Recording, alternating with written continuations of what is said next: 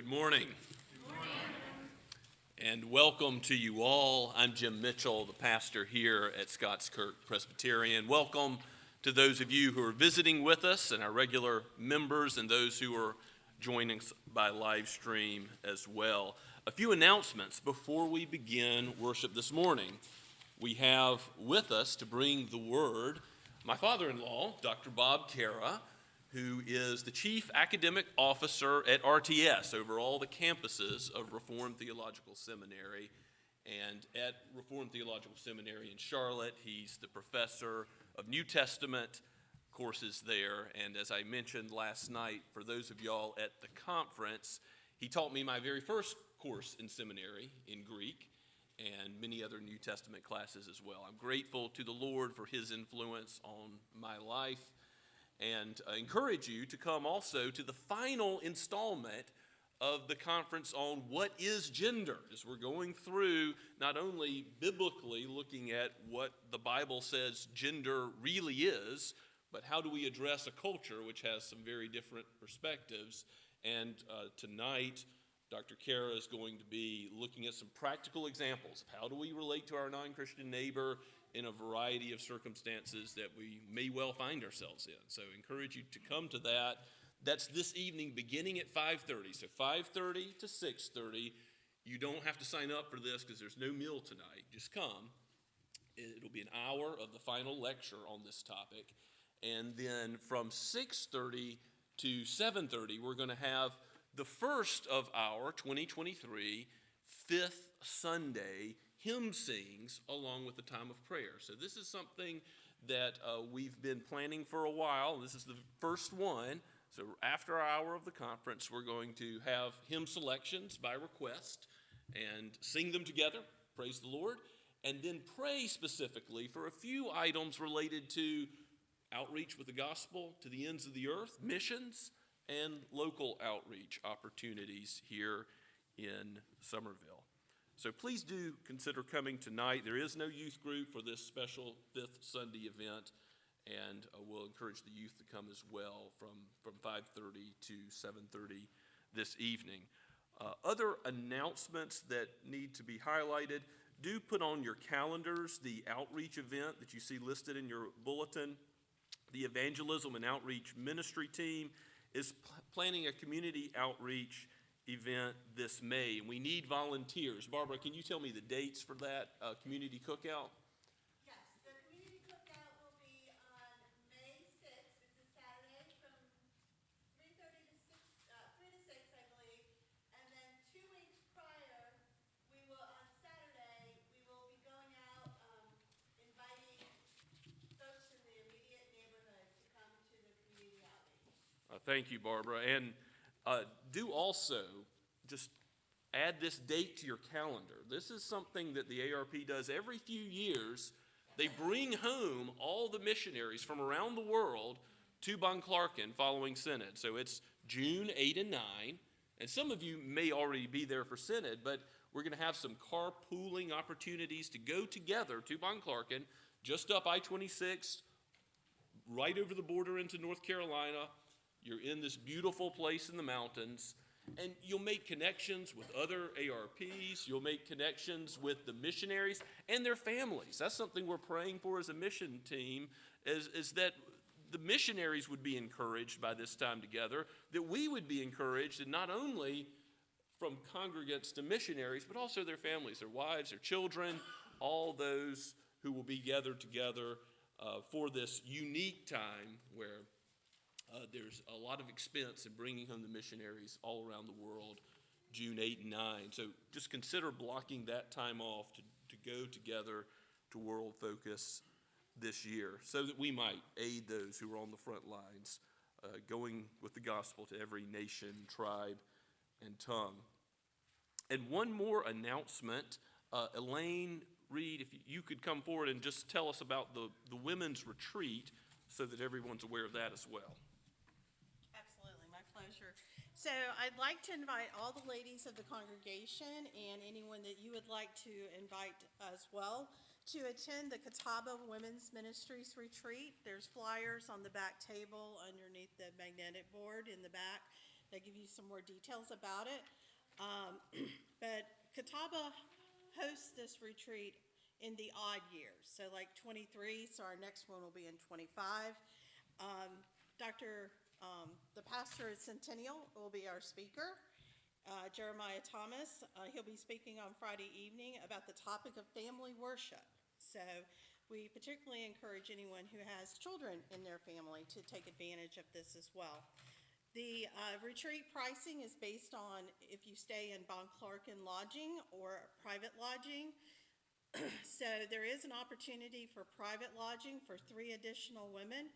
You would need to have good mobility about you to be able to stay in this particular house.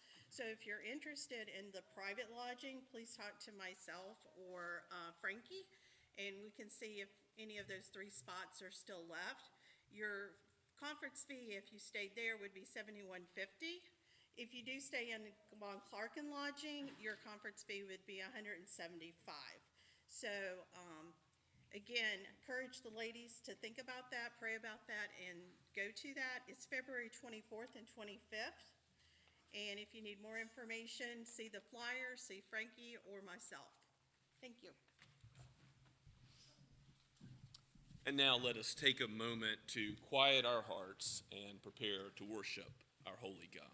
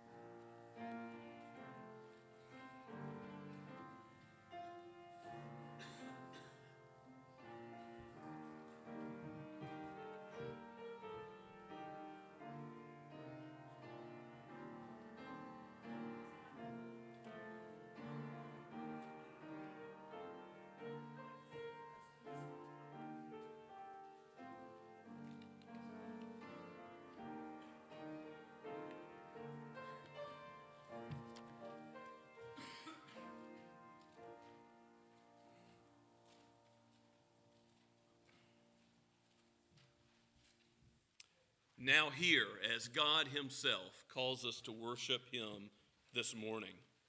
Psalm 100. Make a joyful noise to the Lord, all the earth. Serve the Lord with gladness. Come into his presence with singing. Know that the Lord, he is God. It is he who has made us, and we are his. We are his people, the sheep of his pasture. Enter his gates with thanksgiving and his courts with praise. Give thanks to him. Bless his name, for the Lord is good. His steadfast love endures forever, and his faithfulness to all generations. Let us stand and sing praise to the Lord together now from Trinity Hymnal number 660, O God, beyond all praising.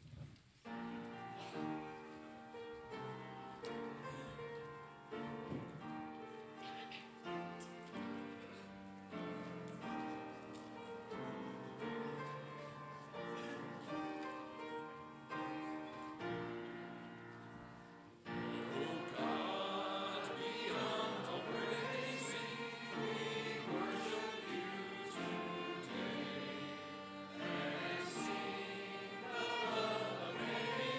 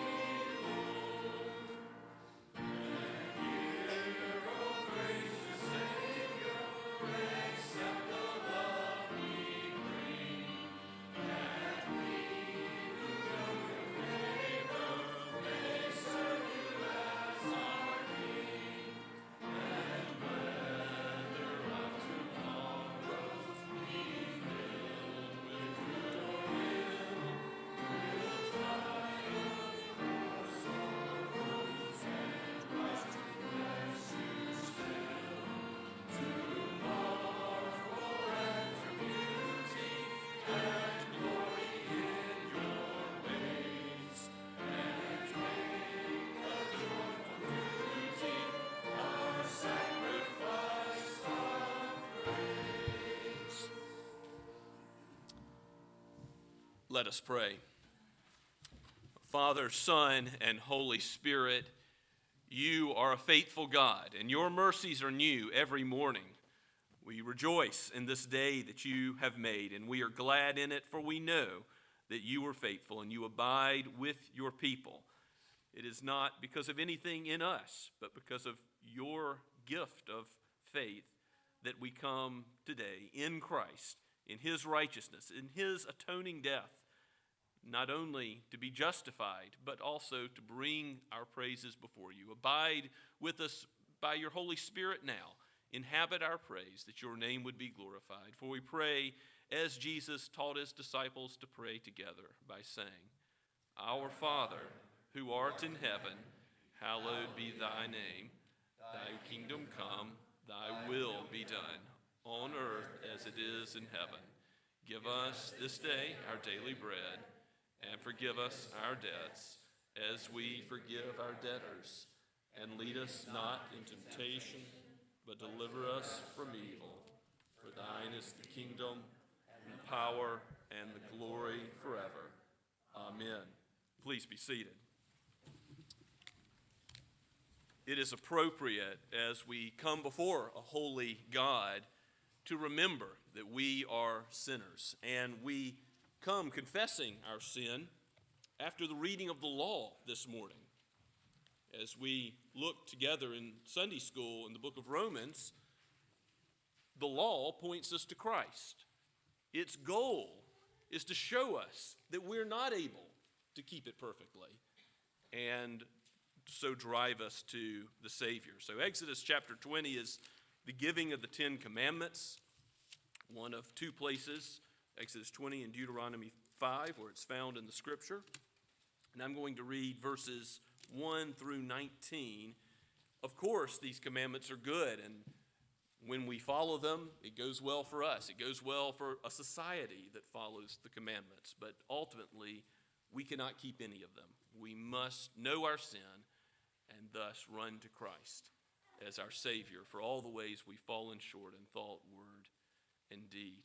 And so afterwards, we'll take a moment to silently confess our own sin. Hear God's word. And God spoke all these words, saying, I am the Lord your God, who brought you out of the land of Egypt, out of the house of slavery. You shall have no other gods before me. You shall not make for yourself a carved image or any likeness of anything that is in heaven above, or that is in the earth beneath, or that is in the water under the earth. You shall not bow down to them or serve them, for I am the Lord your God. I, the Lord your God, am a jealous God, visiting the iniquity of the fathers on the children to the third and to the fourth generation of those who hate me, but showing steadfast love to thousands of those who love me and keep my commandments. You shall not take the name of the Lord your God in vain, for the Lord will not hold him guiltless who takes his name in vain. Remember the Sabbath day, to keep it holy. 6 days you shall labor and do all your work, but the seventh day is a Sabbath to the Lord your God. On it you shall not do any work, you or your son or your daughter, your male servant or your female servant, or your livestock, or the sojourner who is within your gates. For in 6 days the Lord made heaven and earth, the sea, and all that is in them, and rested the seventh day. Therefore the Lord blessed the Sabbath and made it holy. Honor your father and your mother, that your days may be long in the land that the Lord your God is giving you. You shall not murder. You shall not commit adultery. You shall not steal. You shall not bear false witness against your neighbor. You shall not covet your neighbor's house. You shall not covet your neighbor's wife, or his male servant, or his female servant, or his ox, or his donkey, or anything that is your neighbor's. Now, when all the people saw the thunder and flashes of lightning and sound of the trumpet and the mountain smoking, the people were afraid and trembled. They stood far off and said to Moses, You speak to us and we will listen, but do not let God speak to us. lest we die. Of course, the wages of our sin is death, but the gift of God in Christ Jesus is eternal life. Let's pray now with the knowledge that Christ redeems us from all of our sin. Let's pray together silently.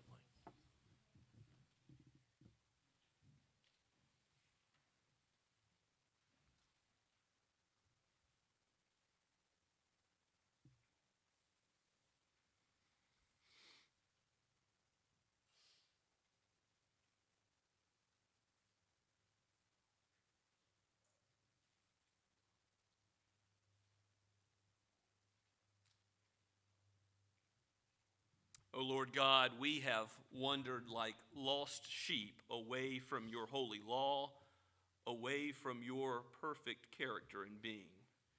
And you cannot dwell with any sin. Lord, you have given us a Savior so that we can live with you. You have given us Christ to die the death we deserve to die, and who has lived the life we could not live. Praise be to your glorious name.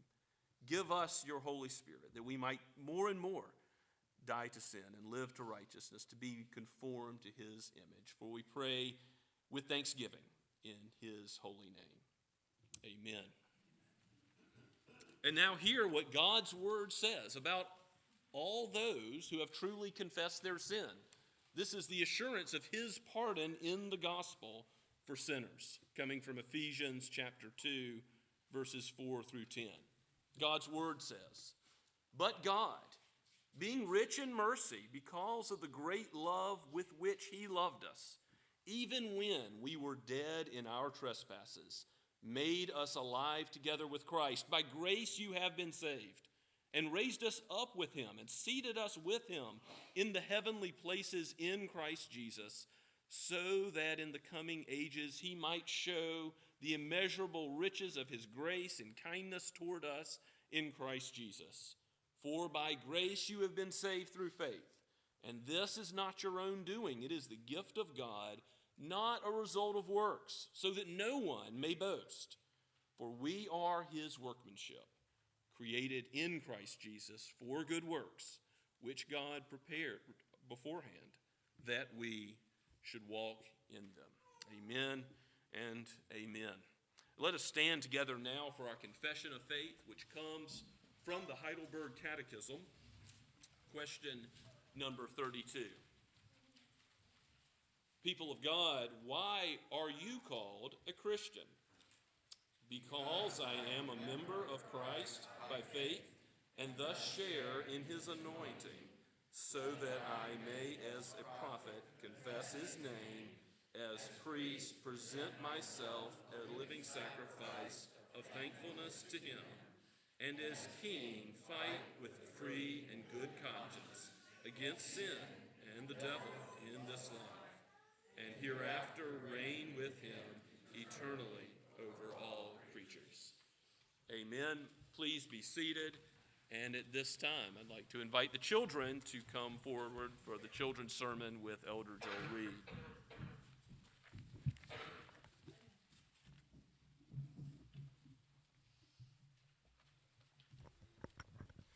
Good morning. Are you doing okay? Okay. All right. You sounded just a little quiet. You guys are usually more loud than that. Have you ever been told that you're too small to do anything? Or that you're not old enough to do something? Have you? Maybe. I know. When I was younger, it was like everything that I wanted to do, it was like, when you're older, right? But you know what? God uses us all. God doesn't say when you get older. He says, I've got a job for you and you can do it. And I want you to listen closely to the scripture today, because it's going to be talking about Paul, who wrote so many letters to so many churches to encourage them. But he calls himself the least, the last one that Jesus came to to tell him that I've got a job for you. He was what is called an apostle because he heard and talked with Jesus, even though it was after Jesus had been crucified. He talked to Paul. And Paul was the one that persecuted the church, but yet God used him mightily in his work. So I want you to never, ever think that you're too small to do something, because if God's got a job for you, he's going to make sure he gives you all the tools you need to do what you need to do. Let's pray. Dear Heavenly Father, we do thank you that you equip us, that you give us all that we need to do to follow the path you have put us on. We pray that you would remind us that we are never too small or too weak, because it is only through you that we can do the good works that you call us to do. In Jesus' name we pray. Amen.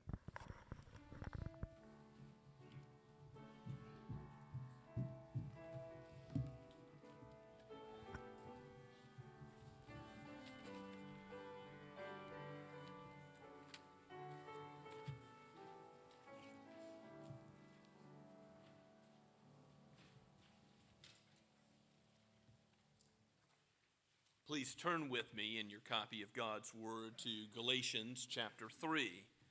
Our scripture reading this morning relates the works of the law to faith. Really, the center of the gospel is all throughout this passage, penned by the Apostle Paul and breathed out by the Holy Spirit for each of us today. This is God's holy word. O foolish Galatians, who has bewitched you?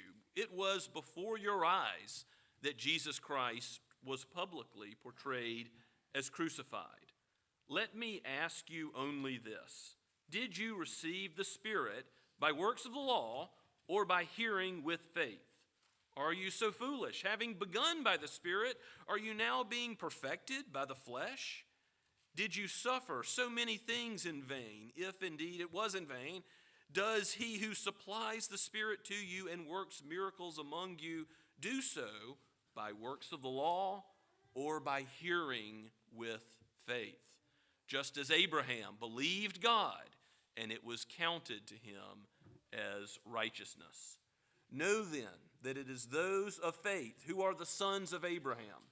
And the scripture, foreseeing that God would justify the Gentiles by faith, preached the gospel beforehand to Abraham, saying, in you shall all the nations be blessed. So then, those who are of faith are blessed along with Abraham, the man of faith. For all who rely on works of the law are under a curse. For it is written, cursed be everyone who does not abide by all things written in the book of the law and do them. Now it is evident that no one is justified before God by the law, for the righteous shall live by faith. But the law is not of faith, rather the one who does them shall live by them. Christ redeemed us from the curse of the law by becoming a curse for us. For it is written, cursed is everyone who is hanged on a tree, so that in Christ Jesus the blessing of Abraham might come to the Gentiles, so that we might receive the promised Spirit through faith. To give a human example, brothers, even with a man-made covenant, no one annuls it or adds to it once it has been ratified. Now the promises were made to Abraham and to his offspring. It does not say, and to offsprings, referring to many, but referring to one, and to your offspring, who is Christ. This is what I mean. The law, which came 430 years afterward, does not annul a covenant previously ratified by God so as to make the promise void. For if an inheritance comes by the law, it no longer comes by promise. But God gave it to Abraham by a promise. Why then the law? It was added because of transgressions, until the offspring should come to whom the promise has been made. And it was put in place through angels by an intermediary. Now an intermediary implies more than one, but God is one. Is the law then contrary to the promises of God? Certainly not. For if a law had been given that could give life, then righteousness would indeed be by the law. But the Scriptures imprisoned everything under sin, so that the promise by faith in Jesus Christ might be given to those who believe. Now before faith came, we were held captive under the law, imprisoned until the coming faith would be revealed. So then the law was our guardian until Christ came, in order that we might be justified by faith. But now that faith has come, we are no longer under a guardian. For in Christ Jesus you are all sons of God through faith. For as many of you as were baptized into Christ have put on Christ. There is neither Jew nor Greek. There is neither slave nor free. There is neither male nor female, for you are all one in Christ Jesus. And if you are Christ's, then you are Abraham's offspring, heirs according to promise. Amen. Let us now bow before our great God and King again in prayer. O Lord, our Lord, how majestic is your name in all the earth. This world is yours and all the fullness of it. All of creation blares out of your existence and attributes, of your goodness, of your kindness. And yet we suppress the truth and unrighteousness in our sin, following our first father Adam. Lord, give us the clarity that comes from your word to see the world aright as you see it. Aid us by your Holy Spirit to receive the word as it is preached today and to live according to it, to not be hearers only, but doers of it. And Lord, if any have not yet embraced Christ by faith, use your law, use the truth of your word to show us our need of him, to show us our utter inability and his complete perfection. We thank you for the Messiah, for the promises fulfilled. And we know that you will be faithful one day to fulfill the ultimate promise to consummate all things by his coming again to judge the world in righteousness. And though no man knows that day or hour, it will most certainly come. And all things will be made new. There will be nothing left uncorrected in your kingdom. Because of sin, there is much that is amiss now. Our bodies ache. We know that there are natural disasters. There is trouble between human beings and relationships. Lord, you know the things that trouble us, both in body and in soul, both materially and spiritually. And we lift them before you now. We ask, Father, that you would be gracious to your people as we cast our burdens upon you, that you would give us what we need. And ultimately you do in the comfort of the gospel, that as in our coming and going, you are with us now and forevermore. We thank you, Lord, that in your abiding care for your people, you lead us all the way home, and nothing can separate us from your love. If there should be a day when persecution comes in this land, abide with your church in your wrath and judging sin. Remember mercy towards your people, those who are heirs according to the promise to Abraham, and thus your children. Father, we do pray for authorities, for those in high places throughout the world, particularly for our own president and Congress, the House and the Senate, the Supreme Court, and for local leaders. Lord, we pray that they might abide by your word and thus uphold your law to benefit society. And Lord, where they do not, we know things will not go well for us. But help us, Lord, revive us, give us reformation in our own day to see it. And let it begin with your people. Let it begin with us.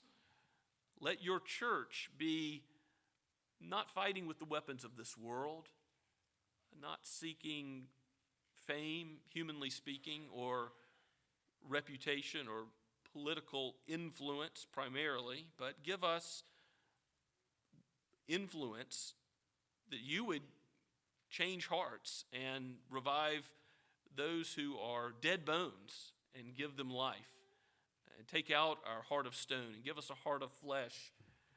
Give us a new reformation in our time, which results in many being saved and many being sanctified to the praise of your glorious grace. Lord, even here in Somerville, use this evangelism and outreach event we have planned, this cookout, to bring in those who do not yet know Christ, and for us to show his love, and ultimately for your word to take effect and revive the dead. We know that only you can do this, to take those dead in sin and make them alive in Christ Jesus. We thank you, Father, that you are working all over the world. We think of how you are at work in the lives of many Ukrainian refugees who have been torn by war to Spain, and to whom the Whitties are ministering in Toledo. Lord, we pray for all those in the church, regardless of their homeland, but particularly for these displaced refugees, as we know that you care for the sojourner and all those who are in need. We pray for their material provision, most of all for the provision of their souls. We thank you, Father, that you have brought together many youth in this church, and we pray for the meeting together of the youth at the conference tonight and the youth group in the days ahead, and pray that you would strengthen and uphold them, not only in their relationships humanly to one another, but as they grow to know you more and more. Lord, work through the conferences in Bon Clark and the camps and the retreats to the praise of your glorious grace. Work through Camp Joy to those that minister to those with physical and mental disabilities this summer. Let that be to the praise of your glorious grace. Bless this women's retreat. Father, bring together many missionaries and their families with others for their encouragement and our encouragement at World Focus. We pray for the denomination, for the ARP Synod, as we meet together as a body. Let everything we do be done in faithfulness to your word. Do not let us depart from it to any extent, O Lord. We pray this for your name's sake, that you would bless the Associate Reformed Presbyterian Church. As we lift up these things, we know that we will not be changed. We will leave as we have entered if your Spirit does not act. So come, Holy Spirit, and use your word today in us. Change us. Make us more like Christ, our Redeemer. We pray all this in his holy name. Amen. As we continue to worship the Lord together, let us stand and sing once again from the Trinity hymnal, number 521, My Hope is Built on Nothing Less.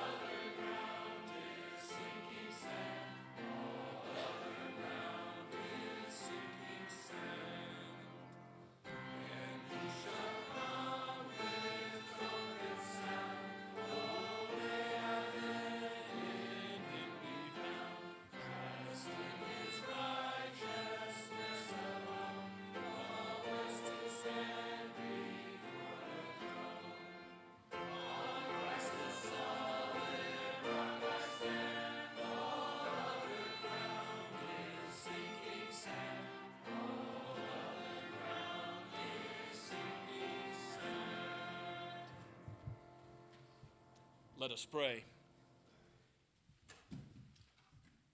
O Lord Jesus, you are the one mediator between God and man, and we come before your throne today in your righteousness, not in anything we have done, and with thanksgiving on our lips, because you have fulfilled the covenant for us. You have brought about the application of the promise to our hearts. So aid us in using our gifts and talents, all of the things which you have provided for the spread of your kingdom. Use us in these tithes and offerings so that your kingdom would go forward in Somerville and to the ends of the earth. Help us as we speak to our non-Christian neighbors, as we seek to show hospitality to others, as we seek to do deeds of love and mercy out of thanksgiving for this salvation. And use your word mightily as we speak it, as your ambassadors. For we pray in the name of the King of the kingdom, the Lord Jesus himself. Amen.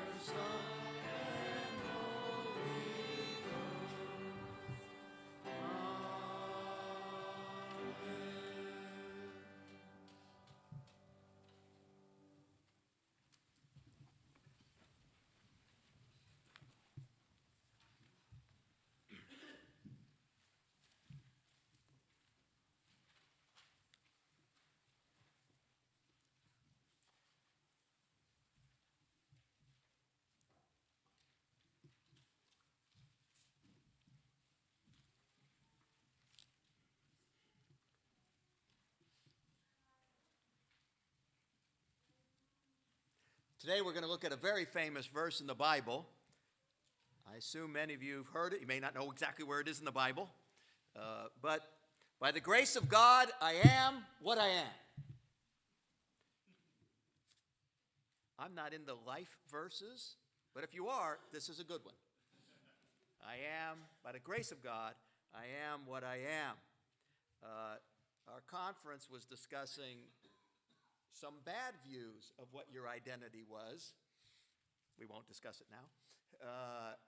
This is the good view.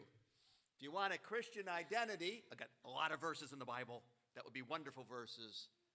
Here's an extra special, kind of wonderful verse. And I'm assuming that most of you in the room have accurately used this verse.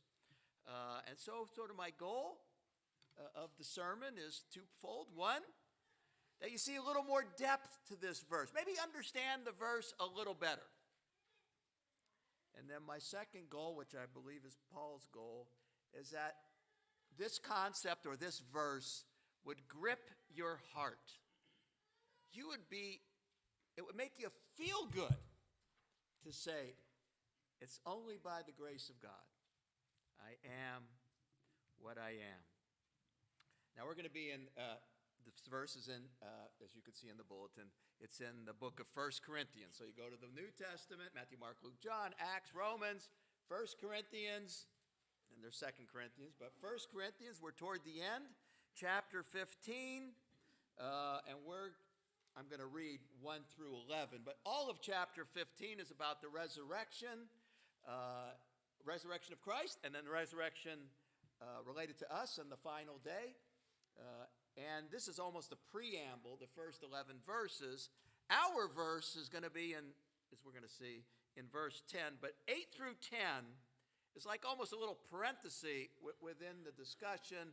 He's going to say, I'm going to talk about the resurrection of Jesus and how that relates to your resurrection. And by the way, this guy saw Jesus. This guy saw the resurrection. This guy saw. And finally, I saw the resurrected Jesus. And then he'll make a little parenthesis about himself. So that's where we're going. Okay, so your Bibles, 1 Corinthians 15. I'm going to read 1 through 11, but 8 through 10 is really what I'm going to concentrate on. The written word of God. Now I would remind you, brothers, of the gospel which I preached to you, which you received, in which you stand, by which you're being saved, if you hold fast to the word I preached to you, unless you believed in vain. 4. Now I'm at verse 3. I delivered to you of first importance, which I also received, that Christ died for our sins in accordance with the Scriptures, that he was buried, that he was raised on the third day in accordance with the Scriptures, and that he appeared to Cephas, that's Peter, and then to the 12. Then he appeared to more than 500 brothers at one time, most of whom are still alive, although some have fallen asleep. Then he appeared to James, then to all the apostles. Last of all, to one untimely born, he also appeared to me. For I am the least of the apostles, unworthy to be called an apostle, because I persecuted the church of God. But by the grace of God, I am what I am. And his grace toward me was not in vain. On the contrary, I worked harder than any of them, though it was not I, but the grace of God that is within me. And now he wraps it up. Whether it was they, I, or they, so we preach, and so you believed. Let us pray. Heavenly Father, by your Spirit, grip us with this wonderful saying. It's by the grace of God, I am what I am. I pray this in the name of the Lord Jesus Christ. Amen. Let me work through verses 8 and 9, and then we'll get to 10. Okay, verse 8 and 9, let me reread those.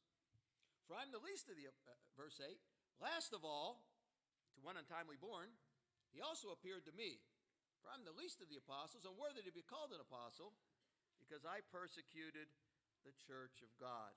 Okay, in verse 8 he says, last of all, and this is sort of the apostles with a capital A, Jesus, to be an apostle, there were some requirements, and one was you had to see the risen Christ. And a whole bunch of apostles with big A saw the risen Christ, and then Paul was unusual in that he saw him in a special way when Christ appeared to him on the Damascus road. So that's last of all. He's the final apostle with the big A that Christ appeared to. And this was actually 3 years after Christ arose. Then he says, interestingly, in verse 8, to one untimely born, and that's almost a little bit of a euphemism by the English translators. It's actually a very negative word. It's one word. And it almost always, in every other context, it means one untimely born and you died. It was either a stillbirth or abortions were by this word. And it's not 100% clear. I mean, he's calling himself pretty negative thing. I was untimely born. We're not sure of all the little angles going on here, but probably what he's saying is, I didn't see Jesus, he was resurrected, he was on earth 40 days. I didn't see him then, I saw him much later. So in that sense, I was untimely born. He's using some kind of metaphor here, we're not sure, but it's definitely a negative metaphor. And then he says, now more explicitly in 9, I am the least of the apostles.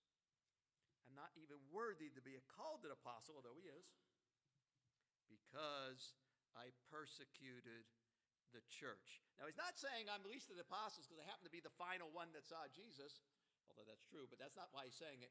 It's due to this, I persecuted the church.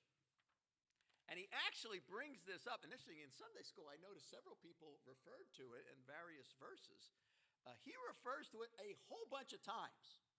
Paul is definitely aware, I'm an apostle, and I was an absolute jerk to the church for so long. And in fact, he's going to make the argument that I was, of all the people that were hating and doing bad things to the church at this time, which is 25 years after Jesus rose, I was the absolute, objectively speaking, worst person doing things to the church. And then I was converted. Let me read to you some of these statements Paul makes about himself, and some of them are in Acts, where the author Luke is saying it. And I'll read them sort of in historical order as they occurred, as I'll run around the Bible, but you don't have to. I'll just, in Acts chapter 8, Stephen is being murdered, and Paul is standing there. And we find out Paul voted that to be murdered. There was a council, and Paul was on this council, and he voted for to be murdered. And then it says, right after that, but Paul, in addition to voting about Stephen, was ravaging the church, entering house after house. He dragged off men and women and put them in prison, so then they could be voted on and killed.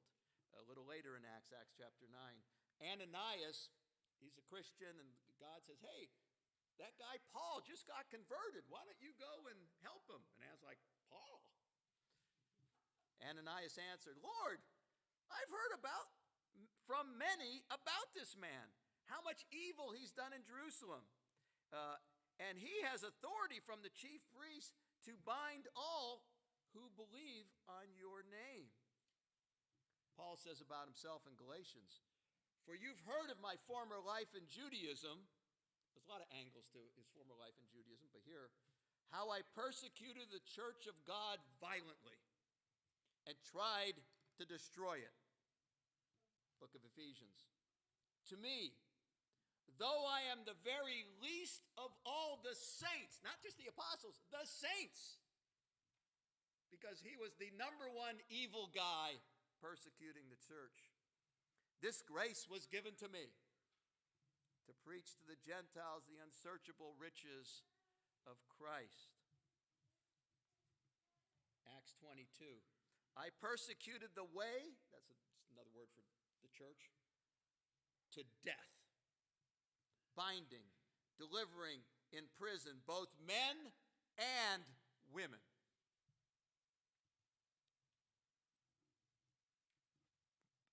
Later in Acts, Paul says about himself, I myself was, as he's given the gospel, I myself was convinced that I ought to do many things in opposing the name of Jesus of Nazareth. And so I did in Jerusalem. I not only locked up many of the saints in prison after receiving authority from the chief priests, but then when they were put to death, I cast my vote against them. I punished them often in all the synagogues and tried to make them blaspheme. And in raging fury Against them I persecuted them, even the foreign cities, like Damascus, and that's where he gets converted. Finally, one last one. One of the later epistles Paul writes, 1 Timothy. I thank him who's given me strength, Christ Jesus our Lord. He judged me faithful, appointing me to his service, though formerly I was a blasphemer, a persecutor, an insolent opponent, but I received mercy. This saying is trustworthy and deserving of full acceptance. Christ Jesus came into the world to save sinners, of whom I am the foremost. Okay, he wasn't just like, oh, we all sin. No, he was objectively, at that point, the number one sinner against the church. Okay, with that background of what he thinks about himself, verse 10. Now go back to 1 Corinthians chapter 15, verse 10. But by the grace of God, I am what I am. Now that statement, by the grace of God, I am what I am, includes kind of two parts to it. By the grace of God, I was changed to be a Christian, my initial conversion through Christ. But in addition, by the grace of God, I do any good Christian work I do is by grace. I was converted by grace. Anything I do is grace. Okay, so both of those are in there. And of course, grace, not every single time in the Bible, but the vast majority of times in the Bible means a gift given to you that you did not deserve. Not simply you're neutral and you got a gift. You're a bad person and you got a gift. Okay, that's what grace means. Now, the two parts. The first part about his conversion. Concerning his coming to Christ, he wasn't neutral. He was a God. In one sense, we're all God haters before we come to Christ. He was the supreme example at that point of a God hater. And God changed him. Similar to us, he had original sin, actual sin. God changed him. God changed us, if you're a believer. As Jim prayed, Christ had to live a perfect life. He died a perfect death for us. We receive faith. And once having faith, our sins are forgiven. And in addition, we're changed. We live for Christ in this world. And we're promised the perfect change, the final change, the complete change in the new heavens and new earth. So he was changed. He was forgiven. He was living for Christ. Okay, but in addition to his initial coming to Christ, every good work he did was by grace. Notice what he says. We go on in verse 10. Grace, I am what I am. His grace toward me was not in vain. On the contrary, I worked harder than any of them. I'll get back to that. Though it was not I, see, I worked harder. Not I, but the grace of God that is within me. He's not just talking about natural abilities, but this would be any Christian grace that you did. Any work hard for the Lord to the glory of God, he did that in you. A whole bunch of other things, I'll give some examples in a minute. But again, notice it's not I, but the grace of God that was in me. But then also notice in that verse, he says, I worked harder than them all. Okay, there's a sense of he feels the responsibility. He did work hard, but ultimately it was God working in him. I worked harder. And probably in the sense of, as opposed to the other apostles, he was running around the Greco-Roman world more than they were, was probably what he's referring to. Now, here we meet the double truth that's in a whole bunch of places in the Bible, that Christians are responsible to do things for Christ. Okay, you're already a Christian. You're responsible to do things for Christ. But then God says, and if you do a good thing for Christ, you didn't do it. I did it through you. Okay, it's that double thing. And this is all over the Bible. You're responsible to do things for Christ, and when you do them, it wasn't you that did it. It was Christ working through you. And you're like, well, how can that be true? Okay, now first I'm going to show why it can be true, but I'll show an example of when it's not really true.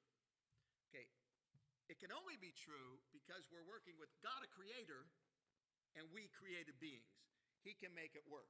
As opposed to, assume we take a musician and say they're at Carnegie Hall and they just did a wonderful thing and they played the piano or something, and they're interviewed and they say, Mr. or Miss Wonderful Piano Player, tell us something about how'd you do that? And they go, oh, it wasn't me that did it. It was my teacher working through me. Okay, that was a nice thing to say, but that's not true. She did it. Okay, you can't have two created beings and one did it or one didn't do it. But with God, that's not true. God made us. Due to sin, we can't do good things on our own, but God made us that to feel responsible to do the right thing for Christ.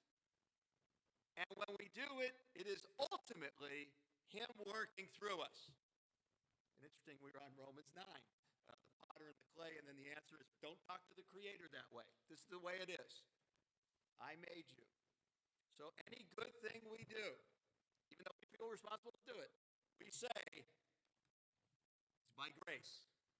I am what I am. And by grace, I did that good work.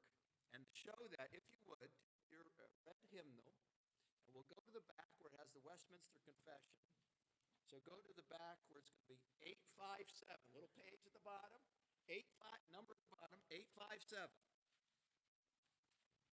And we're going to see how the Westminster writers make the point I just pointed out, which large chunks of Christian tradition all point this out. So it's nothing new, but we're going to see how they said it. So I'm at 857, and it says chapter, and then Roman numeral 16 of good works, and then go to Roman numeral 3, if you're with me here. And we're going to see two sides. God did it all, but then we're responsible. Okay, so I'm at 3. Their ability, meaning Christians' ability, to do good works is not at all of themselves. Nope, not you. But wholly from the Spirit of Christ, the Holy Spirit changer. And that they may be enabled thereunto, beside the graces they've already received, there is required an actual influence by the same Holy Spirit to work in them to will and to do His good pleasure. Okay, there's the it's all God part. Then, semicolon, yet are they, the Christians, not hereupon to grow negligent, as if they were not bound to perform any duty unless a special motion of the Holy Spirit, but they ought to be diligent, you're still responsible, diligent in stirring up the grace of God that is in them. And a lot of times in theology we call the means of grace. What are the means that God asks you to use? The means of grace that He asks you to use, and then He'll work through you. So to summarize, when Paul says, by grace of God I am what I am, he's meaning, one, I became a Christian, that was totally by grace. And any good works I do are totally by grace. I am what I am. I'm a Christian who's doing Christian works, and that's totally by grace. Modern meaning. I trust if you're a believer, you actually like to say, every good thing I did, the Lord did it through me. Hopefully that makes you feel good. Sometimes due to sin that doesn't, but you should feel good. By the grace of God, I am what I am. Doing good works, reading the Bible, going to church, spiritually loving the triune God, helping someone in the church materially, working hard at your job to glorify God. Did you feel responsible to do those things?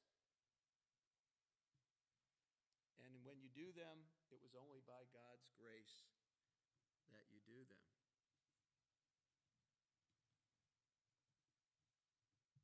Assume you're at your job and the boss is going to give you, comes in your annual review, you're going to get a raise. And assume you worked hard, and assume you worked hard for the glory of God, ultimately, at that job. And you get the raise, say it's a nice raise. At least in your head, say, it's only by the grace of God that I'm a good employee. And occasionally be nice to even say that out loud, depending on the situation. Or your spouse. Say your spouse gives you a compliment for loving them. You may say, it's only by the grace of God. And you're so nice. You got a little trickier there, but.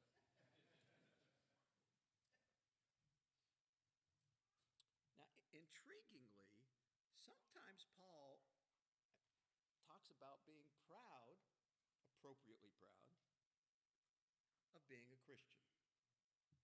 And even some of the Christian works. So there's a sense we're proud that Christ used us. I'll just read this from Romans 15 through 18. It talks about the grace of God given to me. In Christ Jesus, then, I have reason to be proud of the work, or my work for God. This is Romans 15 through 18. Okay, I have reason to be proud of the work I did for God. And then he says, for I will not venture to speak of anything except what Christ has accomplished through me. It's another way of saying, I am what I am by grace. For I will not venture to speak of anything except what Christ has accomplished through me. The grace of the Bible is overwhelming in so many ways. And here's a wonderful way. Why don't we again take our hymn book and let's look at what a few hymn writers said. First, let's go to 469. And as I understand it, you sang this a couple weeks ago. I've been informed. 469. This is, depending on where you grew up, it's not as, it has a kind of Irish, it even says, okay, like an Irish tune to it. It was written by Isaac Watts, and it's a takeoff of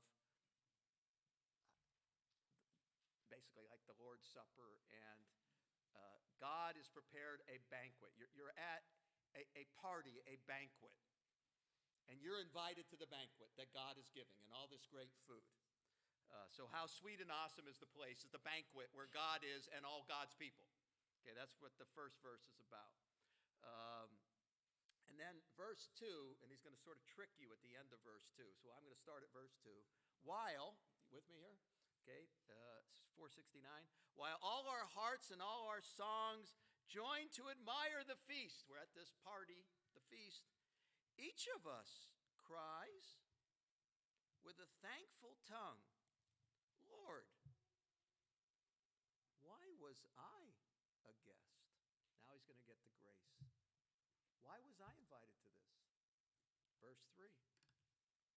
Why was I made to hear your voice and enter while there's room when thousands make a wretched choice and rather starve than come? And his answer is going to be, of course, God saved him. Let's look at another one, which we will sing, 460, and I assume you're going to know this one, 460. Amazing Grace, and if you don't know, it's by John Newton, who became a wonderful minister, but he was on the slave trip. When Britain still had the slave trade, they stopped it before America did. He was on boats facilitating that, if you don't know that. he gets converted after that. And then the obvious words there. Amazing grace, how sweet the sound that saved a wretch. And it's kind of an analogy to Paul. In one sense, we're all wretches, but he really considered himself extra wretchful. An analogy to Paul. I once was lost, but now I'm found. He's taking that from the prodigal son. Was blind, but now I see. And now verse 2. 'Twas grace that taught my heart to fear, grace my fears relieved. And how precious did that grace appear the hour I first believed. Okay, grace when I first believed. But then verse 3. Through many dangers, toils and snares, I've already come.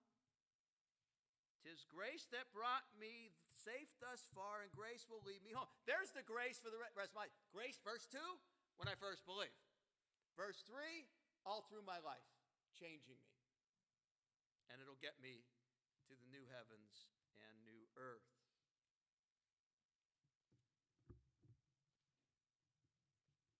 What a great line.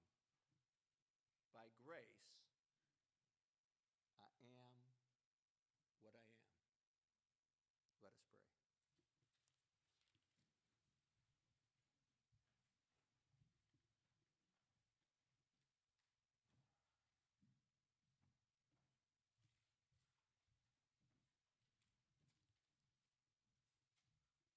Oh God, you are grand.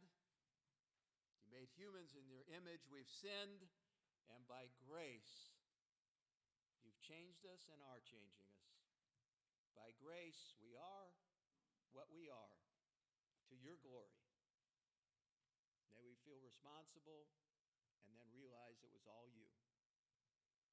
I pray this in the one who accomplished our salvation, the Lord Jesus Christ. Amen. And then as promised, we're going to sing. Oh, I forgot 460. I'm forgetting the number here. 460. Okay, let's stand. 460.